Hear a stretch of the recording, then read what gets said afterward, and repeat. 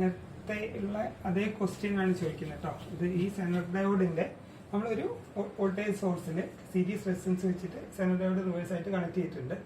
അപ്പോൾ ഇതൊരു Zener diode ഒരു വോൾട്ടേജ് റെഗുലേറ്റർ ആയിട്ടാണ് നമ്മൾ ഉപയോഗിക്കുന്നത്. ഓക്കെ, അപ്പോൾ ഇവിടെ 0 to 30 വോൾട്ട് കൊടുത്ത് വേരി ചെയ്തുകൊണ്ടിരുന്നാൽ 0 to 5 വോൾട്ട് വരെ സെനർ ഡയോഡിന്റെ അതേപോലെ വോൾട്ടേജ് മാറും.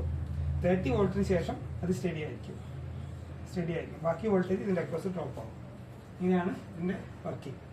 അപ്പോൾ ഇതിൽ 0.5 വോൾട്ട് 0.5 വാട്ടാണ് ഇതിൻ്റെ സെനർ ഡയോഡിൻ്റെ കപ്പാസിറ്റി എന്ന് വിചാരിക്കുക. അങ്ങനെയാണെങ്കിൽ നമ്മൾ മാക്സിമം 30 വോൾട്ടാണ് കൊടുക്കാൻ പോകുന്നത്. ഈ സർക്യൂട്ടിൽ 30 വോൾട്ടാണ്. നമ്മൾ ഈ റെസിസ്റ്റൻസിൻ്റെ വാല്യൂ എത്ര ഇടണം?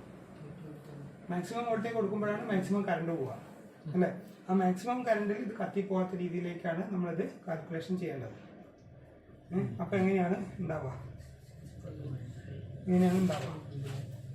30 വോൾട്ടിലാണ് കാൽക്കുലേഷൻ ചെയ്യേണ്ടത്. ഇതിന്റെ കാൽക്കുലേഷൻ എങ്ങനെയാ? ഇത് ആർക്കെങ്കിലും അറിയോ? അല്ല, ഞാൻ ചോദിക്കുന്ന ചോദ്യം എന്താണെന്ന് വെച്ചാൽ ഇതിന്റെ കാൽക്കുലേഷൻ പറയാൻ അറിയോ?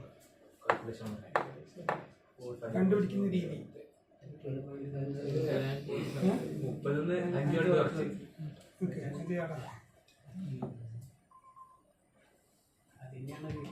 ഒന്ന് പോസ് ചെയ്യേ. എങ്ങനെയാണ് ഇത് ആർക്കെങ്കിലും അറിയോ? ഇതിന്റെ വാല്യൂ കണ്ടുപിടിക്കാം. ഇതിന്റെ വാല്യൂ കണ്ടുപിടിക്കാം. നമുക്ക് ഡ്രോപ്പ് അവിടെ എത്ര വരുന്നത് പറഞ്ഞാൽ അതായത് 5 വോൾട്ടിന്റെ ആണെന്നുണ്ടെങ്കിൽ അവിടെ ബാക്കി 25 വരും. അതിനനുസരിച്ച് എന്താണ് ഇതിന്റെ കൃത്യമായിട്ടുള്ള കാൽക്കുലേഷൻ ഇപ്പോൾ പറഞ്ഞാലും ആയിട്ടില്ല. 0.5 വാട്ടാണ്, 5 വോൾട്ട് സെനറാണ്.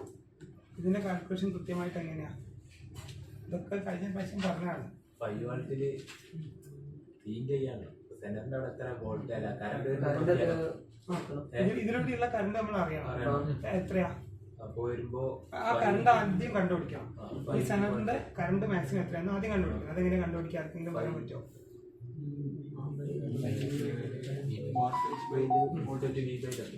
അതന്നെ, വാട്ടേജ് ബൈ വോൾട്ടേജ് ആണ് കറണ്ട്. 0.5 വാട്ടാണ്.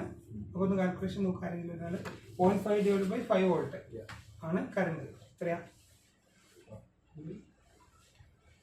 0.5 ബൈ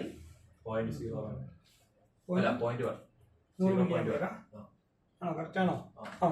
എക്സാമ്പിൾ അല്ല, വാട്ടേജ് 0.5 ആണ്, വോൾട്ട് 5 ആണെങ്കിൽ 0.5 വാട്ട് ഡിവൈഡ് ബൈ 5 വോൾട്ട് ആണ് ഇതിലൂടെയുള്ള കറണ്ട് എന്ന് വെച്ചാൽ 100 മില്ലി ആംപിയർ ആണ് വരിക അല്ലേ?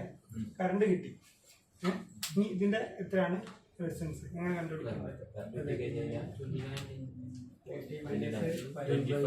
25 എങ്ങനെ വന്നു? 30 ആണ് കൊടുക്കുന്നത് മാക്സിമം. അതിൽ നിന്ന് 5 പോയി ബാക്കി 25 ഇവിടെ ഉണ്ടാവും.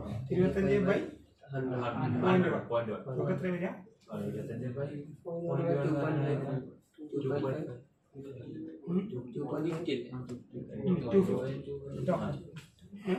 25 ബൈ 0.1 എന്ന് വെച്ചാൽ 25 ബൈ 21 എന്ന് വെച്ചാൽ 25 വരും. 0.1 എന്ന് വെച്ചാൽ 0.1 ആകുമ്പോൾ 2.5 അല്ലേ?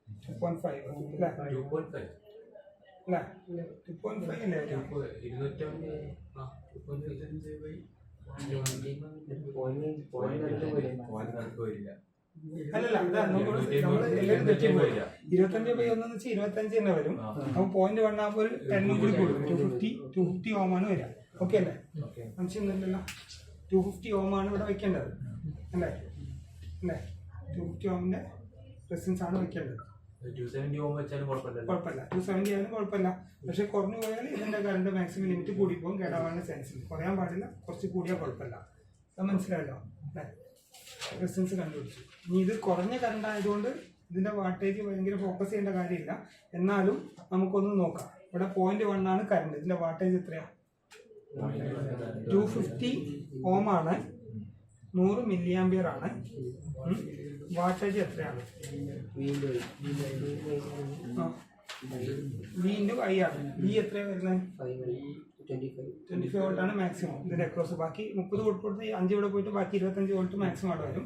അപ്പോൾ 25 ഇൻറ്റു 0.1 അപ്പോൾ എത്ര വാട്ടാ? 25 ഇൻറ്റു 1 2.5 വാട്ടാണ് 2.5 വാട്ടാണ് ഇവിടെ വരുന്നത്. സാധാരണ നമ്മൾ ക്വാർട്ടർ വാട്ട് റെസിസ്റ്റൻസ് ഇട്ടാൽ അത് കത്തിപ്പോകും 100 മില്ലി ആംപിയർ. 2.5 വാട്ടാണ് ഇടേണ്ടത്. ഓക്കെ, അപ്പോൾ 2.5 എന്നുള്ള വാട്ടേജ് ഇല്ല. 2 വാട്ട് കഴിഞ്ഞാൽ പിന്നെ 4 ഒക്കെ അല്ല 5 ആയിരിക്കും ഉണ്ടാവുക. അപ്പോൾ 5 വാട്ടിൻ്റെ റെസിസ്റ്റൻസ് ഇടേണ്ടി വരും. കറക്റ്റ് ആണെങ്കിൽ നല്ലോണം വർക്ക് ചെയ്യണമെങ്കിൽ കേട്ടോ.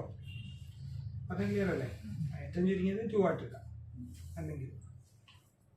ഓക്കെ അല്ലേ പറഞ്ഞേ? ഇത് കാൽക്കുലേഷൻ ക്ലിയർ അല്ലേ? അല്ലേ?